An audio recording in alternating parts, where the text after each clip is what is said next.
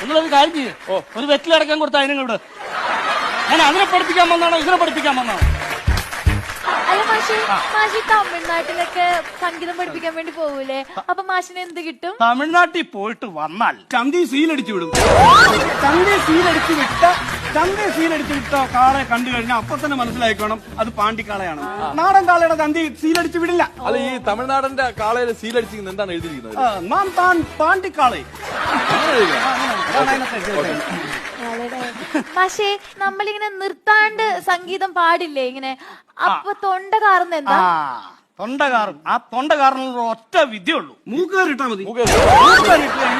അപ്പൊ ഏത് മേടുള്ള പശു നിങ്ങൾക്ക് സുഖമായിട്ട് പാല് കറക്കാം. ഇത് ഏതിനും പരിചയമില്ലാത്തവർ വന്നാലും മൂക്കാറുണ്ടെങ്കിൽ പാല് കറക്കാം. ഇനി സംശയം കറന്നെടുക്കാം. ഇനി സംശയം വേണ്ട, ഞാൻ അങ്ങോട്ട് പറയാം കേട്ടോ. പാടുമ്പോണ്ടല്ലോ ഒരൊറ്റ ശാസ്ത്രത്തിൽ പറഞ്ഞു, അങ്ങനെ പാടിക്കഴിഞ്ഞാൽ മാത്രമാണ് ഇഷ്ടംപോലെ ചാണകം കിട്ടുമല്ലേ? ചാണകം കിട്ടും. ഈ ചാണകം ഉണ്ടല്ലോ, ചാണകം കളയരുത്. ചാണകം എന്ന് പറയുന്നത് ജൈവവളമാണ്. ഏറ്റവും വലിയ ജൈവവളമാണ് ചാണകം. അത് കമ്പോസ്റ്റിന് ഉപയോഗിക്കാം, ബയോഗ്യാസ് ഉണ്ടാക്കാം. അപ്പൊ ബാക്കി കുറച്ചെടുത്ത് നീ തിന്നെ.